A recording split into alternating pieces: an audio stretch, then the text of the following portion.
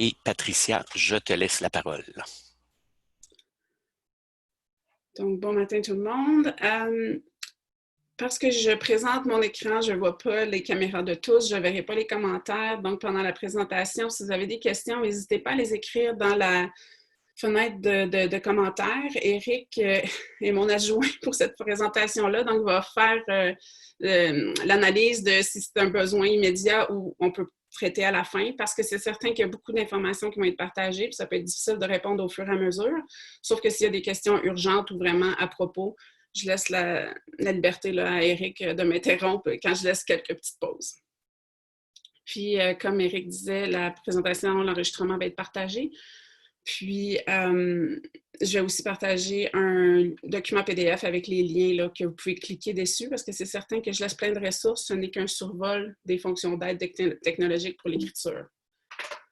Donc, mon nom est Patricia Giguère. Pour ceux qui ne me connaissent pas, je suis ergothérapeute au Conseil scolaire Franco-Sud depuis 2015. J'ai eu de l'expérience dans plusieurs domaines au niveau de la réadaptation et pendant quelques années, je me suis davantage spécialisée au niveau de la technologie d'aide, d'où ma présentation d'aujourd'hui. Et parce que j'ai vu des étincelles dans les yeux de certains enfants pour qui la technologie a vraiment changé les choses, leur a permis de participer plus activement à leurs apprentissages et de réussir. Puis merci à vous d'être là ce matin, parce que si vous êtes là, c'est merveilleux, parce que ces élèves-là ont besoin d'accompagnement pour réussir à utiliser ces outils-là. Aujourd'hui, je vais rapidement parler du modèle 7. Pour ceux qui étaient là la semaine dernière, je ne vais pas m'étendre sur le sujet, mais c'est important de le considérer. Puis je vais parler des différentes étapes nécessaires dans la production d'un texte. En fait, il y a certaines parties sur lesquelles je vais m'attarder davantage. D'autres, vous n'avez pas à stresser, vous allez avoir les liens dans les diapositives, mais je vais passer rapidement, notamment la section sur le dictionnaire, parce que je pense que vous pouvez l'explorer davantage de façon individuelle, puis que ce n'est pas nécessairement des choses nouvelles. Je m'excuse d'avance pour ceux qui auraient aimé aller plus en profondeur, pour d'autres qui auraient aimé aller moins rapidement. Comme je dis, c'est un survol ce matin. Vous avez toujours la chance d'explorer par la suite. Donc, dans le processus d'écriture, j'ai pris ce modèle-là où est-ce qu'on va parler un petit peu de la planification, des outils qu'on peut avoir besoin en rédaction, en révision, correction. Puis, il y a aussi la diffusion qui est importante à considérer. Le modèle 7, c'est un modèle qui est utilisé au niveau du choix de la technologie d'aide. Puis, ce que je trouve intéressant, c'est vraiment de considérer les trois premiers éléments du modèle avant d'aller vers la technologie. Donc, il faut tout d'abord savoir qui est notre élève. Le soi, c'est l'élève lui-même, ses intérêts, sa famille, comment il va accepter la technologie, ou est-ce qu'il y a d'autres choses qui pourraient répondre à son besoin. Son environnement, puis c'est l'environnement tant physique qu'humain. Donc, physique, c'est les outils qu'on a disponibles, puis les personnes qui sont autour de lui ou d'elle pour l'accompagner, pour l'accompagner finalement, puis le supporter. Puis, au niveau des tâches, il faut bien déterminer c'est quoi les tâches prioritaires, qu'est-ce qu'on veut que notre élève réalise, puis c'est quelle partie du travail qui va avoir besoin d'une adaptation, peut-être l'utilisation de la technologie, c'est peut-être pas toutes les parties, c'est peut-être juste dans certaines conditions, puis comment on va l'intégrer. Puis finalement, on va aller choisir la technologie en prenant bien en considération les trois éléments principaux. Parce que ça se peut que la technologie ne soit pas la solution idéale dans un milieu idéal, mais ça va être la solution optimale compte tenu des facteurs qu'on a en lien avec cet élève-là. Donc ça, c'est l'intérêt du programme, du modèle 7. Pour ce qui est des objectifs à inclure au plan d'apprentissage, parce que je pense que c'est une priorité de voir comment on peut mettre ces objectifs-là. C'est certain que souvent, je peux voir des objectifs du genre que l'élève va écrire avec Read and Write, qu'il va utiliser l'ordinateur pour vérifier ses productions écrites. C'est court, c'est pratique. C'est sûr que je vais vous montrer des objectifs un peu plus longs, puis ils ne sont pas parfaits, ils n'ont pas été totalement approuvés par mes conseillers pédagogiques, mais quand même, c'est un petit peu plus précis, dans le sens où est-ce qu'on a un moment, où est-ce qu'on veut que l'objectif soit atteint. On va préciser aussi dans quel type de tâche. Si on écrit on fait une tâche d'écriture d'une phrase, bien, c'est correct de continuer à écrire à la main parce qu'on ne veut pas perdre cette habileté-là et c'est quelque chose qui est utile dans la vie. Puis, donc, dans le fond, ici, dans une tâche de plus de 3 phrases, là, à ce moment-là, on s'attend à ce qu'il écrive des phrases simples en utilisant Google Doc. Puis, quel outil qu'on va utiliser avec Google Doc. C'est la prédiction de mots, un aide-mémoire, un long nom, je vais vous le présenter tantôt, puis l'écriture vocale, donc speech to text, genre parler pour écrire. Puis 4 fois sur 5. Fait qu'on a un objectif de réussite. Ce que ça vous donne comme possibilité, c'est de quand même aller détailler dans votre réussite ou l'atteinte de l'objectif. Qu'est-ce qui a été atteint, qu'est-ce qui ne l'a pas été. D'un autre côté, ça pourrait être pour vérifier les phrases. Est-ce qu'on peut vérifier seulement une phrase sur 2? Est-ce qu'on peut vérifier seulement 5 phrases dans le texte, dépendamment du niveau de l'élève, pour que le principe de correction soit là, de vérification du texte soit là, sans avoir le découragement. Dans le fond, encourager l'enfant à participer davantage. Puis, on a l'objectif, mais la partie stratégie est très importante aussi, parce qu'on ne peut pas mettre un objectif qui va être purement d'être capable d'utiliser l'outil. Mais si on lui demande à l'élève de vérifier le texte, il faut tout d'abord être sûr qu'il va être familiarisé avec le correcteur, par exemple, Antidote. Mais qui va s'occuper de familiariser avec le correcteur Antidote? Je pense qu'au-delà d'écrire qu'est-ce qu'on s'attend qu'on va faire, on pourrait mettre une personne qui est responsable ou comment on va faire pour atteindre que la stratégie soit mise en application. Puis, si, par exemple, l'élève a déjà été familiarisé avec l'outil, ça pourrait être juste d'ajouter dans l'objectif en utilisant le correcteur Antidote. Mais c'est vraiment important de savoir que l'élève sait comment utiliser l'outil. C'est un peu comme si on donnait une boîte de céréales, puis on disait « mange des céréales, mais ouvre pas la boîte ». Fait qu'il faut comme lui donner la possibilité d'arriver à faire ce que l'élève a à faire. Quand on parle au niveau de la planification, ça peut être une étape du processus d'écriture qui va prendre beaucoup de temps, mais en même temps, c'est quelque chose qui peut aussi être vraiment plus simplifié parce qu'on pourrait donner une image à l'élève, lui dire « écris sur ce sujet-là », lui donner un plan un petit peu plus détaillé au départ. Il y a différentes façons qu'on peut aider quand même à avoir une représentation visuelle plus grande au niveau de la planification. Pour s'organiser, il y a des cartes, des fois on parle de cartes, mind mapping, des cartes conceptuelles, des cartes heuristiques, peu importe. Je trouve intéressant de pouvoir présenter de façon visuelle. Est-ce qu'on peut le faire papier-crayon? Oui. Si on le fait à l'ordinateur, moi, je suggère vraiment d'aller vers une des 3 applications qui est en bleu turquoise. Puis, je vais vous montrer un petit démo pourquoi. Donc, qu'est-ce qui est intéressant de Mindomo, puis que je vois vraiment comme un double avantage, c'est la possibilité d'aller du côté visuel. C'est un plan que qui était déjà fait, là, que j'ai pas fait. Puis, donc, si on a une représentation graphique, après ça, on peut tout simplement aller dans le menu ici, choisir Vue liste. Puis là, à ce moment-là, on va avoir une liste davantage comme un plan qui peut être utilisé directement dans notre Google Doc, dans lequel on va écrire. Tout ce qu'on peut faire à ce moment-là, c'est exporter la carte. Puis, il y a beaucoup de choses qui sont premium, mais le fichier texte est de base, donc je vais l'exporter. Par exemple, sur mon ordinateur, je pourrais le faire directement sur Google Drive, puis là, il apparaît ici. Et je pourrais aller juste copier, coller pour aller l'insérer dans mon Google Doc. Donc, ce que je vois, c'était vraiment l'intérêt de ne pas dédoubler la tâche, d'avoir à faire une carte, puis après ça, d'aller recopier en texte. Et ce n'est pas toutes les applications qui vont permettre de faire cette transition-là.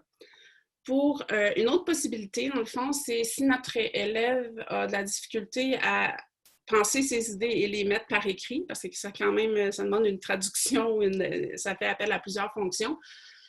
On pourrait utiliser l'enregistrement audio. Puis, pour l'enregistrement audio, je vais aussi vous démontrer ces 2 extensions-là. Puis, on existe une panoplie, c'est juste que j'ai trouvé que ces 2-là étaient les plus simples.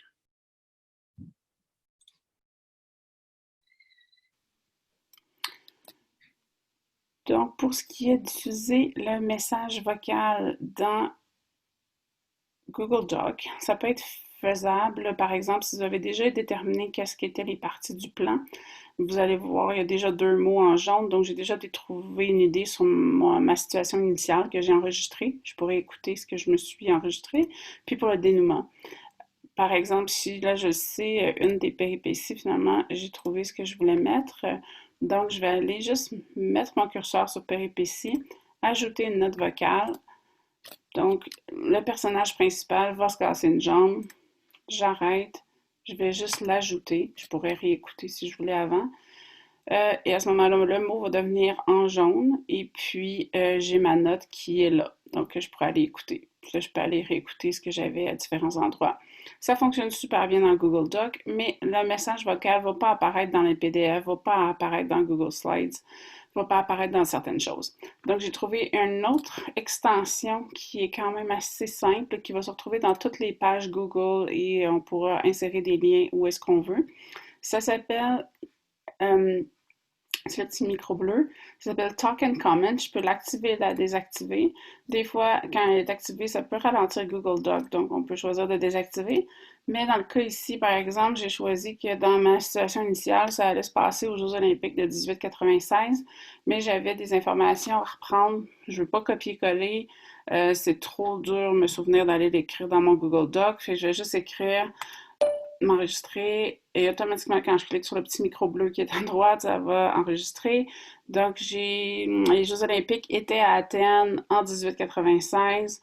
Puis tous ceux qui pouvaient participer c'était des hommes, il n'y avait pas de femmes. Donc j'ai mes infos pour ma situation initiale. Automatiquement, il y a un lien qui est créé pour de mon enregistrement. Ça implique que j'aille copier-coller. Fait que c'est sûr, c'est une démarche de plus, mais pour ceux que ça fonctionne bien, fait que je vais aller copier. Puis là, je pourrais juste aller le mettre dans ma situation initiale. Je peux me rajouter une ligne. Puis je vais aller mettre mon lien ici. Donc, je trouvais que c'était assez simple à utiliser. C'est pour ça que je vous le partage. Du côté planification, c'est un petit peu tout ce que j'avais présenté. Du côté de la rédaction, il y a vraiment beaucoup... c'est la partie qui est souvent la plus difficile avec nos élèves. Pour ça, il y a un côté aussi des fonctions d'aide. On peut aller pallier à des difficultés au niveau de la motricité fine. Donc, par exemple, utiliser un clavier. Mais pour utiliser un clavier, il faut vraiment, la recherche le prouve, il faut familiariser l'élève avec l'outil technologique, avec l'utilisation du clavier. Sinon, ça peut nuire davantage qu'aider notre élève. Je vous ai mis un document en référence que vous pourrez aller consulter. Puis, en fait, c'est quelque chose qu'on va partager à certains parents pour les élèves qui étaient dans les groupes d'aide technologique. Puis, c'est vraiment une partie sur les habiletés de base au niveau numérique. Puis, après ça, comment aller pratiquer peut-être l'utilisation du clavier. Donc, c'est quelque chose qui est à vous partager. Puis, une chose que j'aime considérer, quand je vais introduire l'utilisation d'un clavier numérique, de clavier de l'ordinateur en classe, ou si on le fait avec toute la classe, mais de s'attendre à des résultats, on va les avoir seulement quand l'écriture manuscrite va être comparable à ce qu'on a au niveau à l'ordinateur. Donc, c'est à ce moment-là davantage qu'on peut avoir des objectifs de réussite ou qu'on peut l'intégrer officiellement en classe. Je pense que je passe à très directement. Ah oui, parce que du côté de l'écriture manuscrite, je sais aussi en mathématiques, des fois, ça peut être problématique, notamment quand on arrive au niveau plus élevé. Fait qu'il y avait Pour écrire des formules mathématiques de façon lisible, ce qu'on peut faire, c'est utiliser un module complémentaire qui s'appelle MathType. Il est disponible dans Google Doc, il est disponible dans Word. Il y a une version payante, une version gratuite. En général, la version gratuite peut suffire à faire ce qu'on a à faire en général. Donc, quand on va dans le module complémentaire dans Google Doc, on peut aller choisir MathType, puis on pourrait aller insérer, modifier l'équation mathématique ou la formule chimique. Dans ce cas-ci, je vais prendre l'équation mathématique. Une fenêtre va apparaître avec des cases d'intérêt en mathématiques qui vont permettre de faire vraiment des mathématiques avancées au niveau des matrices, les intégrales, etc. Mais si, par exemple, je vais juste écrire une équation quand même avec des fractions, la prochaine étape est avec fraction. Donc, je vais aller choisir fraction et je vais commencer à écrire mon équation. Je veux en fait une racine. Vous allez voir que la racine va s'étendre selon les besoins. B, mais que je vais faire au carré. Après ça, je clique simplement dans ma fenêtre pour redescendre à la ligne principale. Et là, je continue mon équation. Vous avez compris le principe principal. Puis, une fois que l'équation qu'on veut est écrite, on peut juste l'insérer dans Word. Ça fait des équations compliquées, mais lisibles pour les enseignants. Maintenant, l'écriture vocale, on peut l'utiliser parce qu'on a des difficultés de motricité fine, mais ça peut être utilisé aussi pour diminuer la surcharge cognitive pour un élève qui va aller produire un texte. Est-ce que c'est vraiment ce qu'on devrait seulement utiliser? Par exemple, un élève a de la difficulté à écrire, on va aller avec la production de texte à l'oral. C'est un peu comme donner un... Il y a quelqu'un du récit au Québec, Jean Chouinard, disait « Des fois, on donne une chaise roulante alors que peut-être que juste une canne aurait été suffisante. » Ou est-ce qu'on veut donner une panoplie d'outils aussi à l'élève? Parce que c'est sûr que de parler pour écrire, ça va être disponible de plus en plus dans la société, mais il y a des moments où est-ce qu'il faut continuer à apprendre, puis nos élèves sont en apprentissage, puis on veut combiner la compensation et la rééducation. Donc, je pense qu'il faut combiner un peu des deux. Pour l'écriture vocale, il y en existe maintenant dans pas mal tous les systèmes. Pour celle qui est vraiment bien, sur iPad puis Mac OS, sur le Mac, c'est bien, c'est vraiment efficace. Celle de Google Doc va quand même bien aussi. Puis celle de Windows sur PC est un petit peu moins de qualité. Puis Dragon Dictation, j'ai juste mis le lien, c'est vraiment un logiciel professionnel où est-ce que si on a besoin de contrôler l'ordinateur, de lui faire les fonctions, qu'on ne peut pas utiliser la souris, mettons qu'on n'a pas nos deux bras, ça devient vraiment intéressant. Mais pour les besoins de nos élèves, en général, ce qui est sur iPad puis Mac va suffire et sur Chromebook. Je vais juste vous montrer rapidement. Une fois que la dictée vocale est activée dans les paramètres du iPad, on va avoir un micro à gauche de la barre d'espace de notre clavier. On s'assure d'être dans la bonne langue. Donc, si je l'avais mis en anglais, je vais le remettre en français pour pouvoir que notre voix soit bien reconnue dans la bonne langue. Donc, si je lis, je vais cliquer sur le micro et dire ma phrase.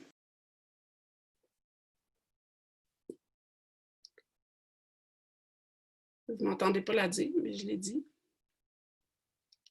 Alors, ça reconnaît assez bien. Ça fonctionne assez bien sur Mac, sur iPad que je l'ai fait là, mais ça fonctionne aussi bien là, dans Google Doc. On va le voir plus tard. Je vais vous mettre le lien de cette vidéo-là qui présente également des claviers adaptés au niveau du iPad. Puis pourquoi j'ai mis certains outils pour le iPad, c'est parce que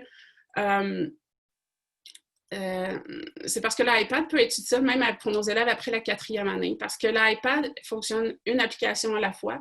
Pour quelqu'un qui a des grosses difficultés au niveau attentionnel, au niveau des apprentissages, des fois, de limiter l'accès ou la combinaison de plusieurs outils, ça peut être d'intérêt. Je vais vous partager ce lien-là, vous pourrez le visionner.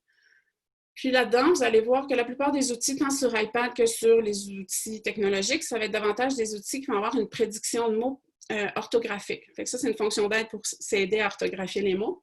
Certains outils vont avoir une prédiction phonologique. Un qu'on connaît davantage au Franco-Sud en ce moment, c'est Lexibar.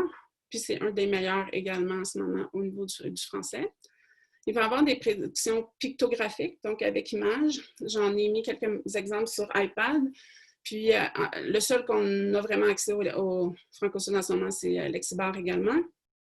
Puis, il va y avoir aussi des prédictions par co-occurrence. Donc, on peut activer ou désactiver dans plusieurs prédicteurs de mots le mot suivant. Donc, est-ce qu'on veut que ça apparaisse le mot d'après ou on veut que l'élève le trouve? Donc, on peut choisir ça également.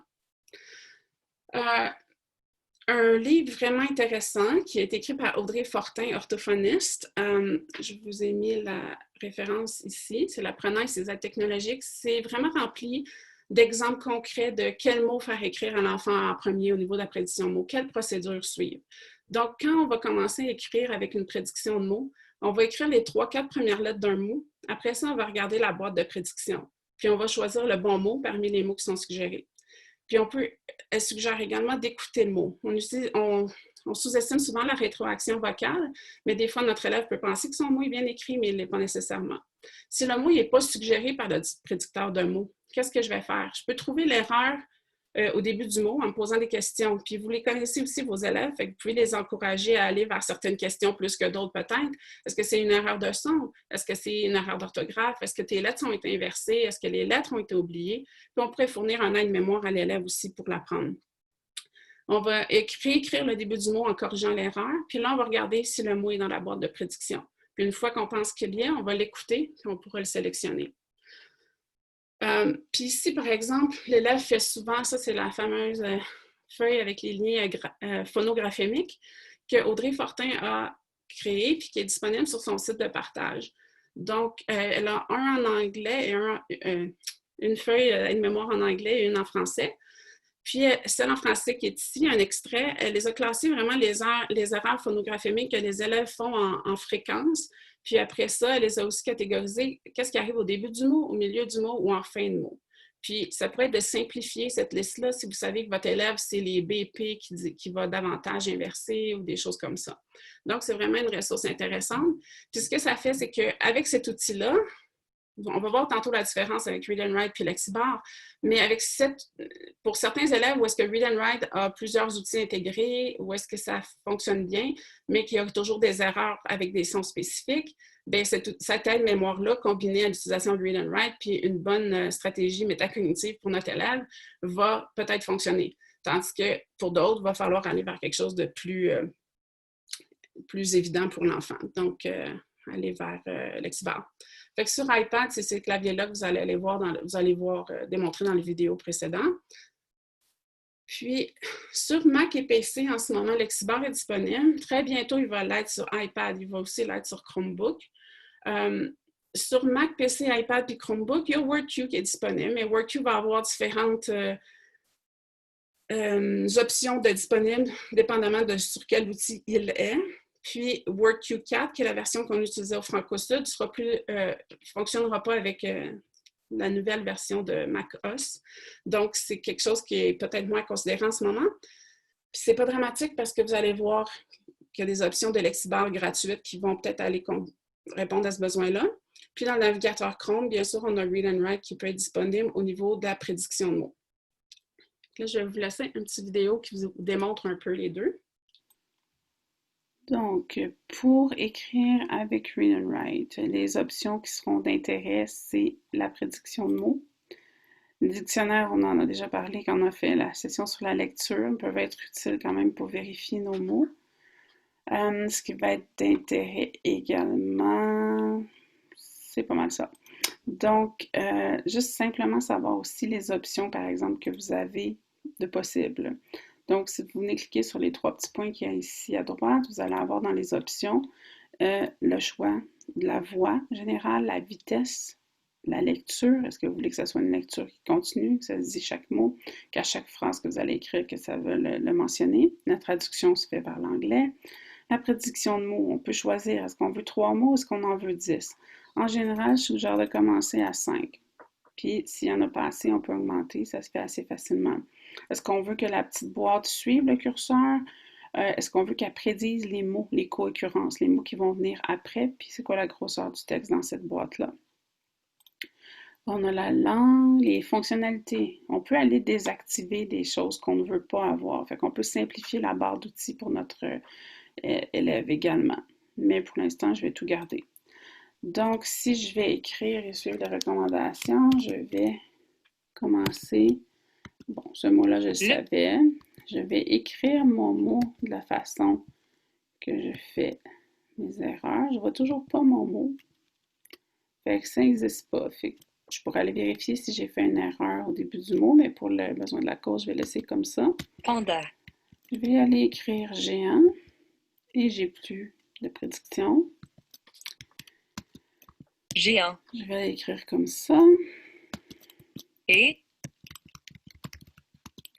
assurément. Le. Des.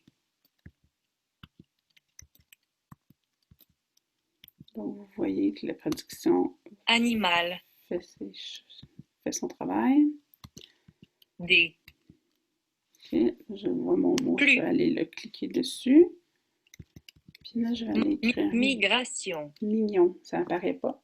Fait que vous voyez, quand ça fait 3-4 mots, 3-4 lettres que j'écris, puis j'ai jamais de choix de prédiction, c'est sûr que c'est pas un outil que je vais prioriser. Fait que c'est certain que cet élève-là va peut-être avoir davantage le goût d'écrire avec sa parole. Mais comme on le sait, c'est que ça va pas lui donner quand même une marge de manœuvre s'il n'a pas accès à parler pour écrire. Donc, si je fais parler et écrire,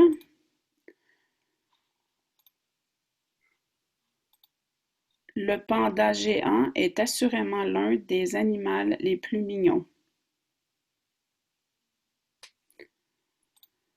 Donc, ça fonctionne quand même assez bien avec Google. Je vous dirais qu'en 2008, ça ne fonctionnait pas aussi bien que ça. Il faut quand même prendre en considération que nos élèves ont souvent des accents. Si on a un problème de langage oral, ça va se refléter également dans notre production. Ce n'est pas parce qu'on parle pour écrire que tout va se régler.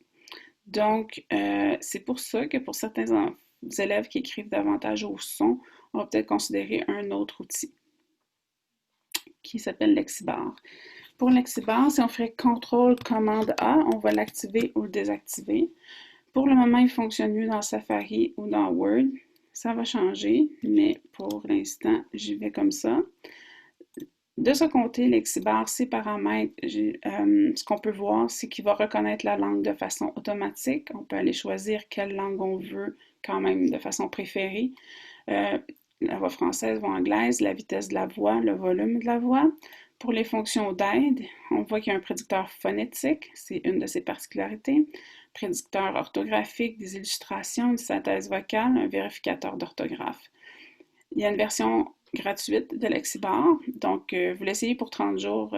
Bon, en ce moment, jusqu'à la fin juin, tout est gratuit, mais en général, c'est 30 jours où est-ce qu'on a accès à ces 5 options-là, puis après, on tombe à 3 des 5 options. Donc, après 30 jours, le prédicteur phonétique va quitter ainsi que les illustrations, mais le reste demeure. La synthèse vocale, on peut aussi demander est-ce que ça va lire après chaque mot, chaque phrase, est-ce que ça va dire la ponctuation. Fait que c'est les paramètres principaux de Lexibar. Ici, je viens écrire ici. Vous allez voir que quand j'écris, ma fenêtre cache mes mots, je vais la déplacer. Fait que là, c'est beau. Je vais écrire panda. Je ne le vois toujours pas. Mais là, vous voyez, je l'ai mon mot. Ma fenêtre n'est pas vide comme quand j'étais dans Panda. Read and Write. Panda. Je choisis au pluriel volontairement. Là, maintenant, je vais écrire géant.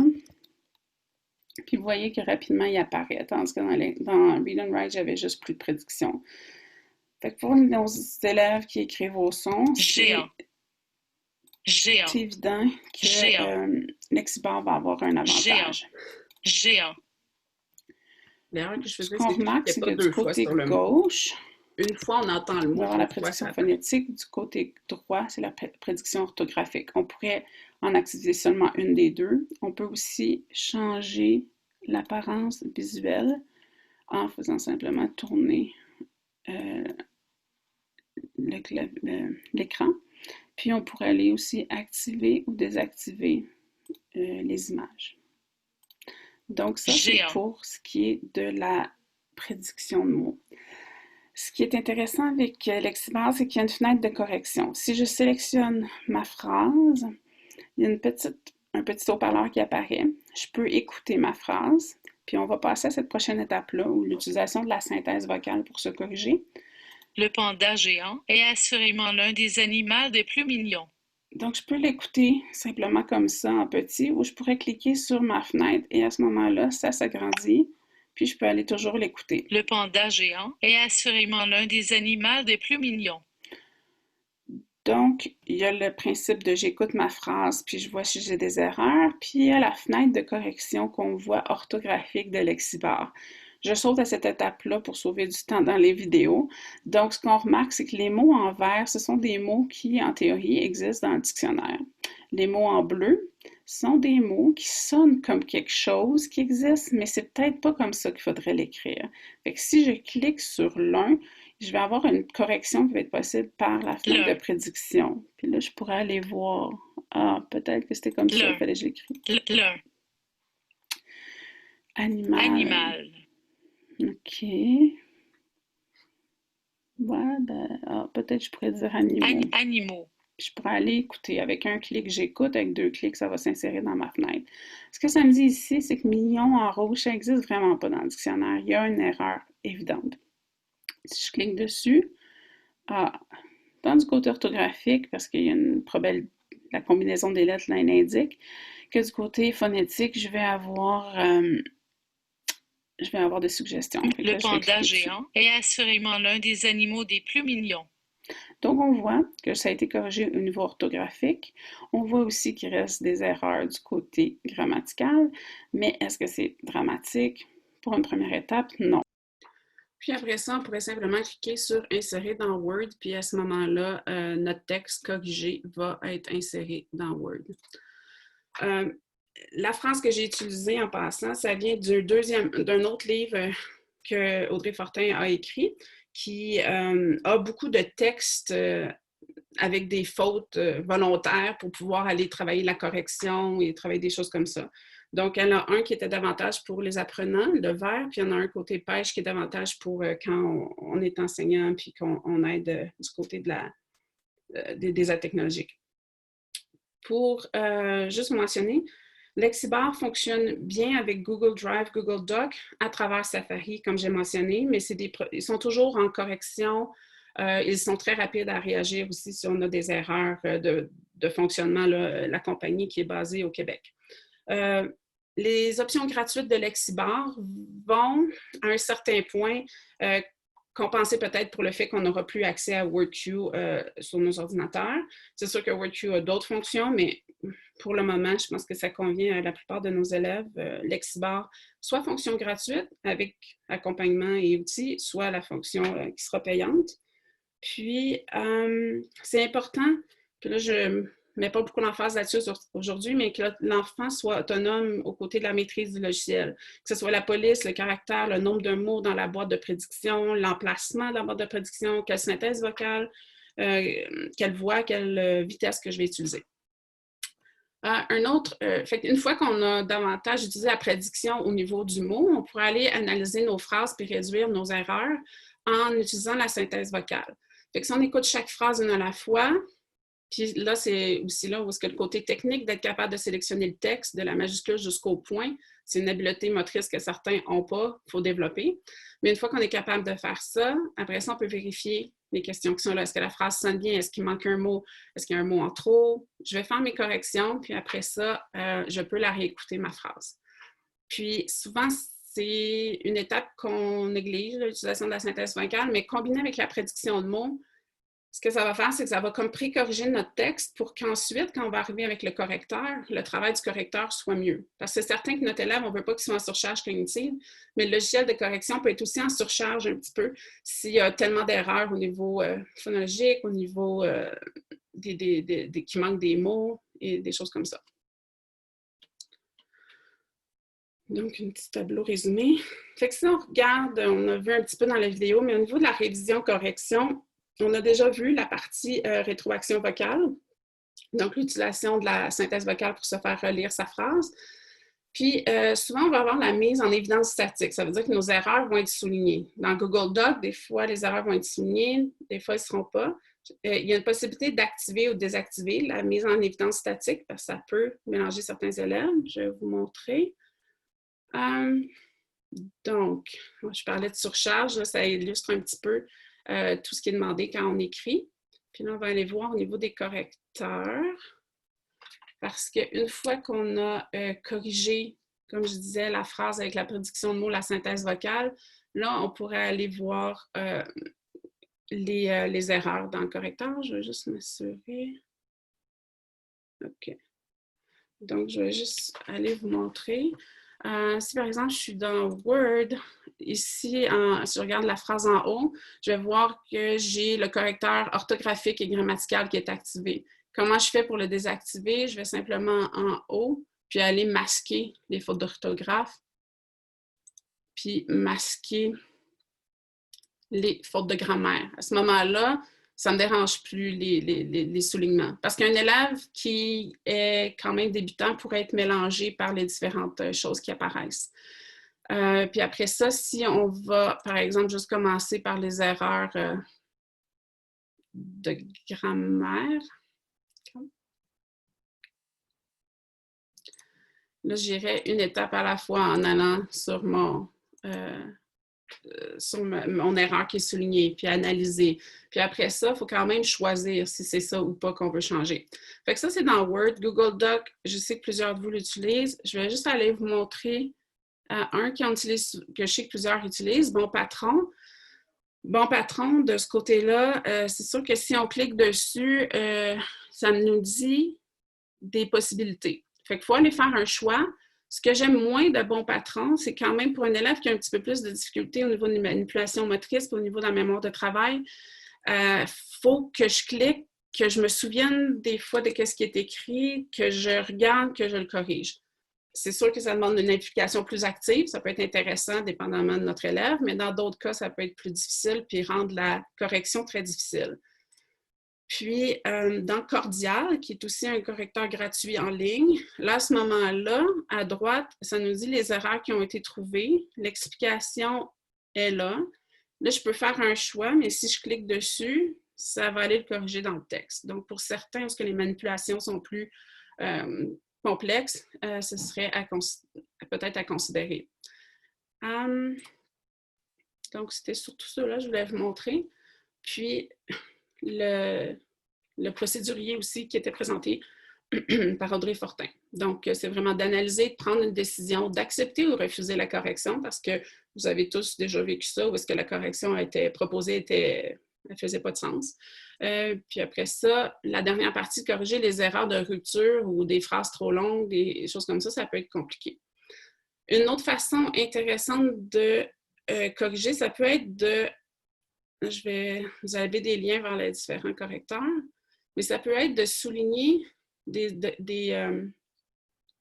mots précis ou des homophones. Si, par exemple, vous travaillez le A et le A, bien, vous pouvez faire CTRL-F dans Word ou même dans Google Doc, puis demander la recherche des A. Puis là, à ce moment-là, vous allez pouvoir choisir allez vraiment juste travailler sur les A. Puis après ça, vous voulez travailler les « parce que le « il est »,« tu es » ou des fois « ES »,« EST », ben on peut aller les chercher un à la fois puis les corriger. Fait que ça peut être de mettre l'emphase sur une certaine correction.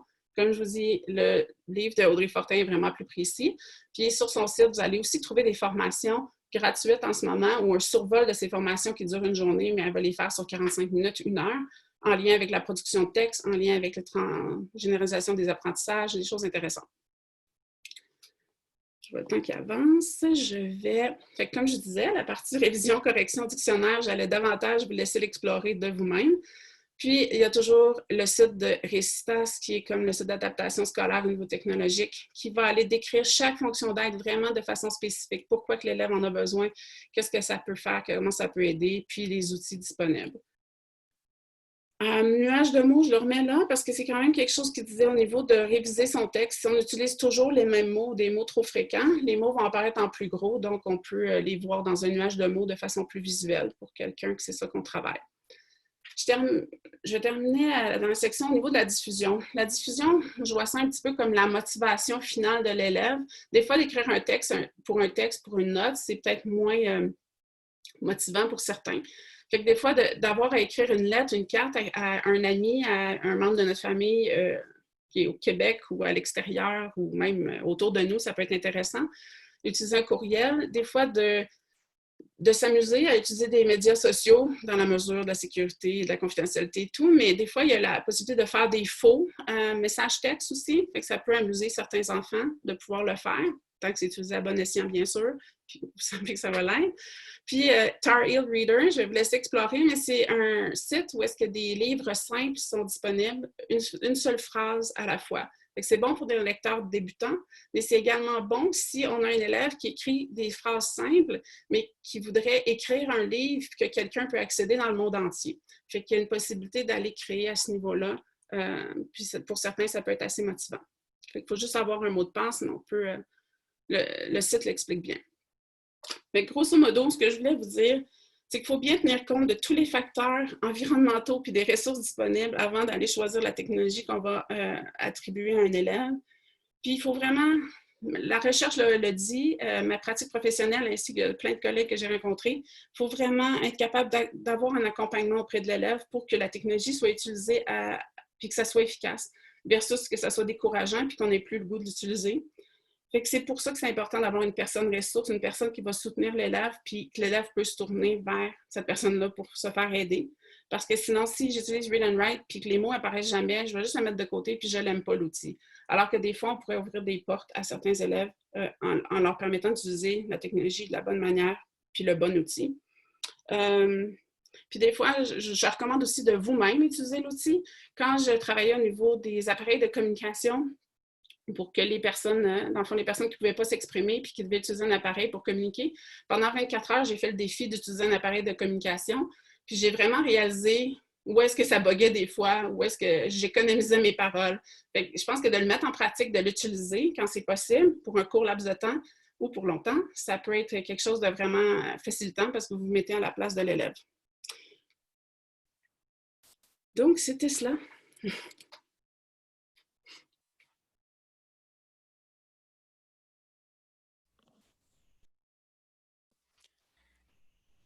Il n'y a eu aucune intervention dans la fenêtre de conversation, Patricia, en passant. OK, c'est ça que je me demandais. Je pense que c'est parce que c'était clair. C'est clair, mais c'était rapide, je sais, puis il y a des affaires que les gens savaient déjà, mais si vous avez des questions maintenant, c'est ouvert.